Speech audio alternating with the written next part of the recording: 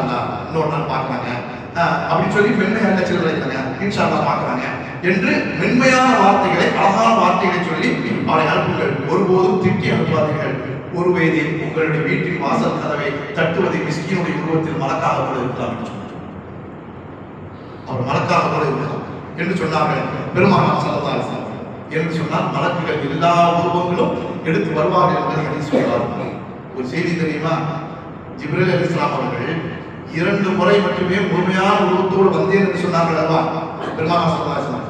இது போக மிச்சம் உண்டான எல்லா நேரத்திலும் நபிகள் நாயகம் ஸல்லல்லாஹு அலைஹி வஸல்லம் வஹி கொண்டு வருவதற்கும் நல்ல செய்தியை சொல்வதற்கும் ஜிப்ரீல் அலைஹிஸ்ஸலாம் அவர்கள் பெருமானார் ஸல்லல்லாஹு அலைஹி வஸல்லம் வருவார்கள்.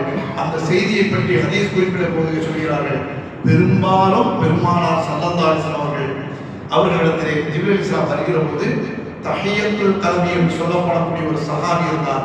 அந்த சஹாபியுடைய உருவத்திலே தான் ஜிப்ரீல் அலைஹிஸ்ஸலாம் அவர்கள் எப்போதும் பெரும்பாலும் வருவார்கள் என்று சொன்னார். ஒரு சஹாபி தஹியத்துல் கல்பி என்று சொல்லப்படக்கூடிய ஒரு சஹாபி, அற்புதமான ஒரு சஹாபி. அற்புதமான ஒரு சஹாபி என்பதை விட தஹியத்துல் கல்பியை பற்றி வரலாறு சொல்லுகிற அந்த சஹாபியை பற்றி வரலாறு சொல்லுகிற செய்தி ஏன் ஜிப்ரீல் அலைஹிஸ்ஸலாம் அவங்க உருவத்திலேயே பெரும்பாலும் வந்திருக்காங்க. 90% இந்த தஹியத், அதாவது 90% பெருமானார் ஸல்லல்லாஹு அலைஹி வஸல்லம் அவர்களிடத்தில் வாழ்நாளிலே 24,000 முறை ஜிப்ரீல் ஸல்லல்லாஹு அலைஹி வஸல்லம் அதில் பெரும்பாலும் இந்த தஹியத்துல் கல்பியுடைய உருவத்தில் தான் வருவாங்க.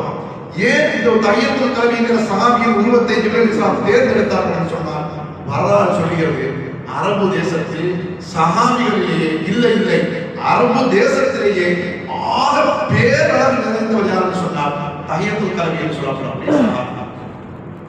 ஆக பேரளவு இருந்தார். இன்றைக்கும் கூட அரபு தேசத்திலே சொல் வழக்கு உண்டு. என்ன வழக்கு தெரியுமா?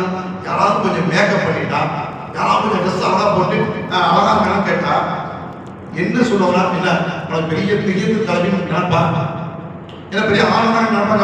அது மாதிரி இன்றைக்கு அரபு தேசத்துல பேசக்கூடிய வார்த்தை என்ன, பெரிய தஹியத்துல் கல்பின்னு நினைப்பாங்கள அப்படின்னு. யாராவது அழகாக இருந்தால் தஹியத்துல் கல்பி அழகா இருக்காங்க என்று இன்றைக்கும் சொல்லாத வழக்கிலே ஒன்று என்று சொல்லும் அளவிற்கு 1400 ஆண்டுகளையும் கடந்து அந்த தஹியத்துல் கல்பியுடைய அழகு பேசப்படுகிறது என்று சொன்னால் அந்த அளவுக்கு மிகச் சிறந்த ஒரு அழகுக்கு சொந்தக்காரராக இருந்தார் மட்டுமல்ல, பெருமானாருடைய நேசம் பெற்றவராகவும் அந்த தஹியத்துல் கல்பி இருந்தார். மிகுந்த நேசம். ஸல்லல்லாஹு அலைஹி வஸல்லம் அவங்க, நீங்க வரலாறு என்னைக்காவது ஸல்லல்லாஹு அலைஹி வஸல்லம் ஃபேன் போட்டுருக்காங்க பாத்தீங்களா? ஜிப்பா துனியா அப்படின்னு பாத்தீங்களா? ஃபேன் போட்டு பாத்தீங்க? ஸல்லல்லாஹு அலைஹி வஸல்லம் ஃபேன் போட்டாங்க. நபி ஸல்லல்லாஹு அலைஹி வஸல்லம் வரலாறு வருது. தஹியத்துல் கல்பி பாரசீகத்தினுடைய நாட்டை சேர்ந்தவர்.